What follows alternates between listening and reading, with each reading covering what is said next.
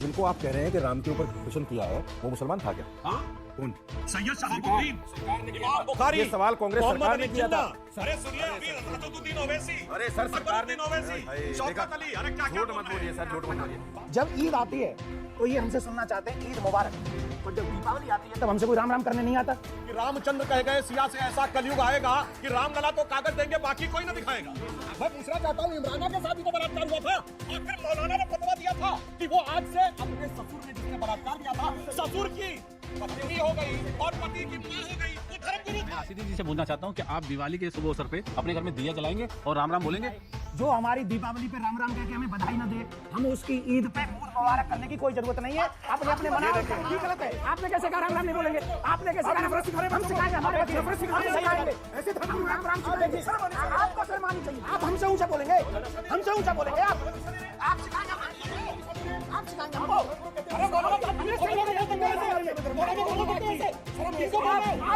भारत ने थाली में खड़ाऊ रखकर अपने सगे बड़े भाई का स्वागत किया। ठीक, यह राम की परंपरा और एक है बाबरी की परंपरा।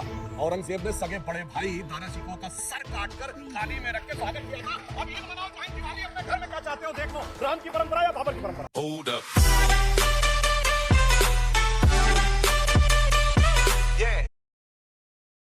अच्छी चर्चा हो रही है। मैंने पहले भी ये बात कही, मैं अब फिर कहता हूँ, इनको आप कह रहे हैं कि राम के ऊपर क्वेश्चन किया है वो मुसलमान था क्या? हाँ? कौन? सैयद शहाबुद्दीन, सरकार ने किया इमाम था। बुखारी, ये सवाल कांग्रेस सरकार ने किया था। अरे सुनिए, अभी असदुद्दीन ओवैसी, अरे सर, सरकार ने ओवैसी, शौकत अली, अरे क्या बोल रहे हैं सर, झूठ मत बोलिए। बाबरी मस्जिद में शफीकुर रहमान, ये नए लोगों ने बनाया था। आप कह रहे हैं कि इसका कोई प्रूफ नहीं है कि राम अयोध्या में नहीं, नथिंग। आपको भगवान राम के पैदा होने का प्रूफ चाहिए। नहीं, हमें नहीं क्या कह रहे हैं आप? हम स्थान की बात कर रहे हैं। स्थान क्या मतलब है आपका? अयोध्या में रामलला विराजमान है और सदैव रहेंगे। अयोध्या में रामलला विराजमान थे, हैं और सदैव रहेंगे। आप इस देश का इतिहास बदल देंगे? ये आपकी आस्था नहीं है, इस देश की आस्था है। 135 करोड़ हिंदुस्तानियों की आस्था है। अभी सबको बराबर का दर्जा चाहिए था। राम, भगवान राम, उनको मर्यादा पुरुषोत्तम इसलिए कहा जाता है क्योंकि उनका हर कार्य मर्यादा के साथ संपूर्ण होता है। उन भगवान राम को ऑनरेबल सुप्रीम कोर्ट ने विराजमान करा और उसके बाद भी ये कहते हैं कि सबूत लेके आओ कि रामलला वही विराजमान थे। कैसे साबित करोगे देवकी नंदन जी? मंदिरों का पैसा, अभी हम महाराष्ट्र में, मुंबई में, राम क्यों पहले प्रभु राम, एक सेकंड मेरी बात सुन लो आप। मंदिरों का पैसा जब से आजादी हुई है इस हमारे देश की, तब से उसका दुरुपयोग ही किया गया सरकार के द्वारा। हम चाहते हैं कि उस पैसे से गुरुकुलम बने और भारत की संस्कृति जो बच्ची पूछ रही थी वो आगे बढ़े। पहली बात। दूसरी बात, ताली नहीं, एक सेकंड। जब ईद आती है तो ये हमसे सुनना चाहते हैं ईद मुबारक, और जब दीपावली आती है तब हमसे कोई राम राम करने नहीं आता। अगर बराबरी का मामला चाहते हो आपसे, अरे सुनिए ना, अब देखो बोलने नहीं देगा। राम के ऊपर मेरा मानना है गंभीर डिबेट में इस प्रकार के बातों को कहने से बचना चाहिए। जुनैद हारिस साहब बोल दिए। अगर मैं आपसे पूछूं कि आपका भी जन्म जिस कमरे में हुआ था कागजी दस्तावेज छोड़ दे तो क्या सबूत है कि वहां हुआ? बताइए, सबूत बताइए ना, फिर कागज पे तो लिखा है ना। आपका मांग रहे हैं। और सुनिए, मजेदार बात पूरी बात। देखिए साहब, मजेदार बात जानते क्या है? जो कहते थे कि भगवान राम जहाँ पे विराजमान है उस आधार पे नहीं माना जाएगा। सबूत, कागज, 500 साल पुराने कागज चाहिए। और वही CNRC में कहते थे हम जहाँ विराजमान है मांग लो, कागज नहीं दिखाएंगे। तो मुझे ये याद आता है कि रामचंद्र कह गए सिया से ऐसा कलयुग आएगा कि रामलला तो कागज देंगे, बाकी कोई ना दिखाएगा। आप सुनिए, आपको मैं बता दूं। ये बताइए, साजिद रशीदी, न्याय होगा। सवाल तो मुझसे किया। जी, राम मंदिर को छोड़ दीजिए, क्योंकि राम मंदिर में डिबेट भी नहीं है आज। मेरा एक सवाल दोनों धर्मगुरुओं से है जी। बिल्किस बानो के जो मुजरिम रिहा हुए हैं, उनको जो फूलमाला हुई है रेपिस्ट को, क्या आप उसको जायज मानते हैं धर्म के एतबार से? मैंने उसको कंडेम किया है टीवी चैनल पर, आपने शायद सुना नहीं है।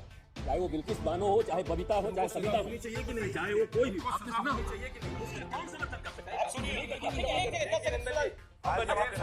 एक बताइए, मैं जवाब दे रहा हूँ। सुनिए, मैं जवाब दे रहा हूँ। साहब के सेठ जवाब देंगे। सुनिए, मैं जवाब दे रहा हूँ। अभी सुनिए ना, अभी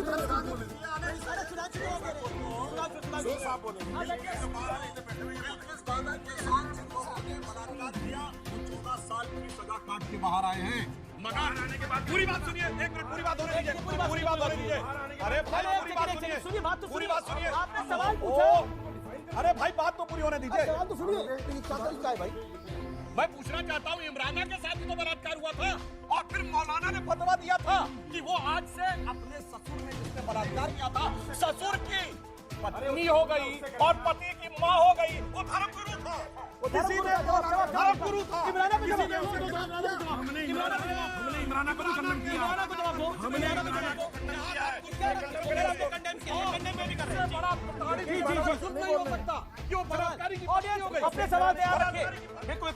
आखिरी 2 मिनट। मैं राशिदी जी से बोलना चाहता हूँ कि आप दिवाली के शुभ अवसर पे अपने घर में दिया जलाएंगे और राम राम बोलेंगे। नहीं, मैं तो नहीं बोलूंगा भाई, मैं तो नहीं बोलूंगा। क्यों बोलूंगा मैं राम राम? अरे मैं मुसलमान हूँ, फिर मुसलमान किस चीज का मैं आपसे थोड़े कह रहा हूँ आप अल्लाह अल्लाह बोलो। कैसी सवाल करते हैं यार आप लोग। मैं एक चीज बताऊं, ये है वो देश, अब ये है वो देश। देखिए ये पढ़ा रहे हैं आप बच्चों को, ये पढ़ा रहे हैं आप बच्चों को, ये नफरत सिखा रहे हैं आप बच्चों को, ए भैया ये नफरत सिखा रहे हैं आप बच्चों को। आपके प्रश्न का उत्तर हम दे रहे हैं। जो हमारी दीपावली पे दीप न जलाए, जो हमारी दीपावली पे राम राम कहते हमें बधाई न दे, हमें उसकी ईद पे मुंह मुबारक करने की कोई जरूरत नहीं है। ये देखिए धर्मगुरु, ये देखिए धर्मगुरु, इन्हें कहते हैं धर्मगुरु, जो नफरत सिखा रहे हैं। सलाब कुछ कह रहे हैं। अरे आप नहीं ये गलत है, ये आप भी गलत है। आपको भी गलत है। आपने कैसे कहा राम राम नहीं बोलेंगे? आपने कैसे कहा? नफरत सिखा रहे हैं, हम सिखाएंगे, हमारे बच्चे नफरत सिखाएंगे। ऐसे राम राम आपको शर्मानी चाहिए, आपको शर्मानी चाहिए। आप सिखा रहे हैं, आपसे ज्यादा कोई नहीं सिखा रहा है। आप सिखा रहे हैं, आप हमसे ऊंचा बोलेंगे, हमसे ऊंचा बोलेंगे। आप सिखाएंगे हमको, आप सिखाएंगे हमको। अरे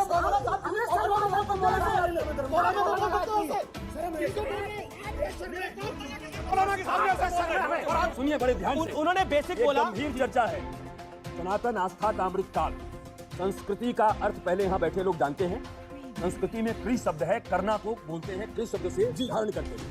जब शुभत्व का कोई आधान करके कोई कर्म करता है तो उसको संस्कृति कहते हैं। प्रकृति को आपकी ओर ले जाता है तो संस्कृति कहते हैं जी। पर जब कोई विकृत कर देता है, उसको खराब कर देता है तो उसको विकृति कहते हैं। यहाँ विकृत शब्दों का प्रयोग नहीं होना चाहिए। आप अपनी 10 सेकंड में बात रखिए। 10 सेकंड।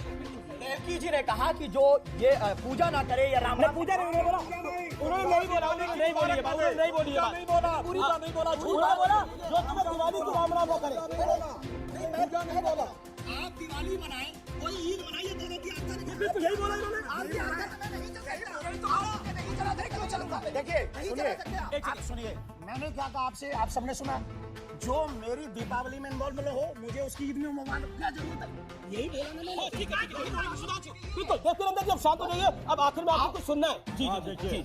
मैं सिर्फ ये कहता हूँ, ये दीपावली का पर्व जानते क्या था? जिस दिन भगवान 30 सेकंड, वापस आए आखिरी और उस दिन क्या हुआ था? भरत ने थाली में खड़ाऊ रखकर अपने सगे बड़े भाई का स्वागत किया।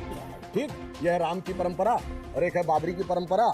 औरंगजेब ने सगे बड़े भाई दारा शिकोह का सर काटकर थाली में रख के स्वागत किया था। अब ईद मनाओ चाहे दिवाली, अपने घर में क्या चाहते हो देख लो, राम की परंपरा या बाबर की परंपरा। जी जी जी। अब आखिर में कुछ सुना दीजिए देवकी नंदन जी, सुनाना तो पड़ेगा। अब मैं सुना नहीं सकता क्योंकि मैं दूसरे मोड पे हूँ, पर एक बात अपने सनातनियों से सबसे कहूंगा, जो आपके और आपके कल्चर की रिस्पेक्ट करे आप उसकी रिस्पेक्ट कीजिए, और जो आपकी और आपके संस्कारों की रिस्पेक्ट न करे, जो आपके धर्मगुरु से कहे इस पे कार्रवाई करो, तो उससे कहो कि उस पे भी कार्रवाई करो। क्यों? क्योंकि जो बहुत बहुत शुक्रिया, बहुत शुक्रिया।